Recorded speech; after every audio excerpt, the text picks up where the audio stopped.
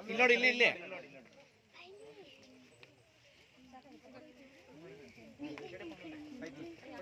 ಬಾದೇನು ನಡಿ ಮಗಳ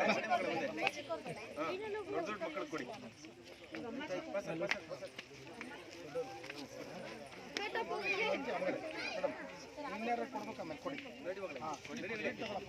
ಬಾರ ಕಡೆ ಹೋಯ್ ಬೋಟ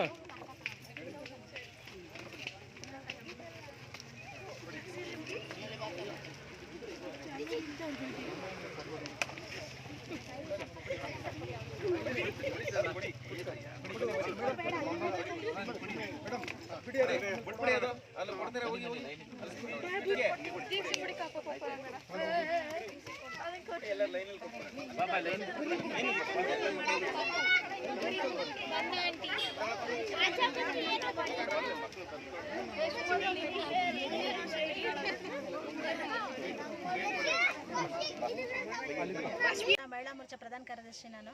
ಸೊ ನನ್ನ ವಾರ್ಡ್ ಇದು, ನನ್ನ ಮನೆ, ಸೊ ನನ್ನ ಬೂತ್ ಇದೆ ಇಲ್ಲೇ. ನಾನು ಎಲೆಕ್ಷನ್ ವೋಟರ್ ರೆಡಿ, ನಂದೆಲ್ಲ ಇಲ್ಲೇ ಜವಾಬ್ದಾರಿ ಇರೋದ್ರಿಂದ ಸೊ ಮೊದಲಿಗೆ ನಾನು ನಮ್ಮ ಯದುವೀರವರು ಮೊನ್ನೆ ತಾನೇ ಈ ಪಾರ್ಕಿಗೆ ಭೇಟಿ ನೀಡಿದರು. ನಮ್ಮ ಅಚ್ಚಯ್ಯ ಅವ್ರಿಗೆ ಗೊತ್ತಿದೆ. ಸೊ ವಿಸಿಟ್ ಮಾಡಿ ಹೋಗಿದ್ದಾರೆ. ಮುಂದೆ ಏನೇ ಕ್ಷೇಮಾಭಿವೃದ್ಧಿ ಪಾರ್ಕ್ ವಿಷಯದ ಪಟ್ಟಂಗೆ, ಪರಿಸರದ ಸಂಬಂಧಪಟ್ಟಂಗೆ ಏನೇ ಇದ್ದರೂ ಅದಕ್ಕೆ ಏನು ಸವಲತ್ತುಗಳನ್ನ ಕೊಡಬೇಕು ನಾವು ಕೊಡ್ತೀವಿ ಅಂತ ಅವರು ನಮಗೆ ಆಶ್ವಾಸನೆ ನೀಡಿ ಅವತ್ತು ಹೋಗಿದ್ದರು. ಸೊ ಇವತ್ತು ಅವ್ರ ಹುಟ್ಟುಹಬ್ಬ ಇರೋದ್ರಿಂದ ಇದೇ ಪಾರ್ಕಲ್ಲಿ, ಯಾಕಂದರೆ ಅವ್ರು ಬಂದು ಹೋಗಿದಂತಹ ಪಾರ್ಕಲ್ಲಿ ಅವ್ರ ಹುಟ್ಟುಹಬ್ಬನ ಆಚರಣೆ ಮಾಡಬೇಕು. ಸೊ ಅವರನ್ನು ಎಲ್ಲ ನಮ್ಮ ಪಾರ್ಕ್ನ ಕ್ಷೇಮಾಭಿವೃದ್ಧಿ ಕಾವೇರಿ ಕ್ಷೇಮಾಭಿವೃದ್ಧಿ ಎಲ್ಲ ಸಮಿತಿಯವರೆಲ್ಲರೂ ಬಂದು ಕೈ ಜೋಡಿಸಿ ಇವತ್ತು ಭಾಳ ಖುಷಿಯಿಂದ ಅವರ ಹುಟ್ಟುಹಬ್ಬನ ಆಚರಣೆ ಮಾಡ್ತಾಯಿದ್ವಿ. ಭಾಳ ಖುಷಿ ಆಗ್ತಾಯಿದೆ. ನಮ್ಮ ಯದುವೀರವರು 34ನೇ ಇದಕ್ಕೆ ಏಜ್ಗೆ ಅವರು ಕಾಲಿಡ್ತಾ ಇದ್ದಾರೆ. ಸೊ ಅವ್ರಿಗೂ ಒಳ್ಳೆಯದಾಗಲಿ, ಶುಭವಾಗಲಿ.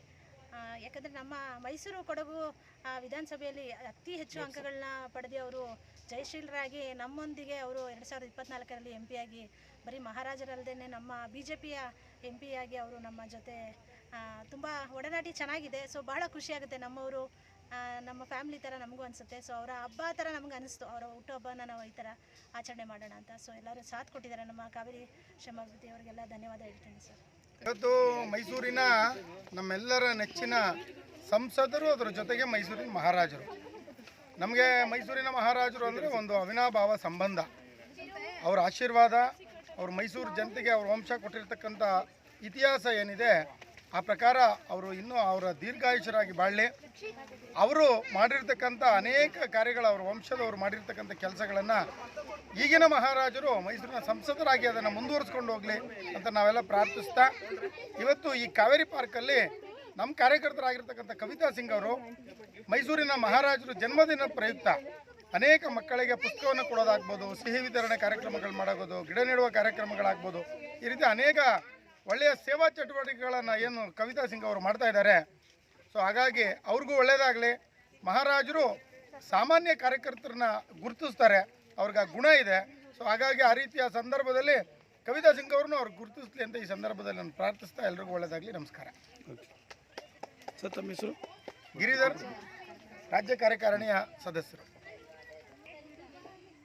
ಇವತ್ತು ನಮ್ಮ ಸಂಸದರು ಡೆಲ್ಲಿಯಲ್ಲಿದ್ದಾರೆ.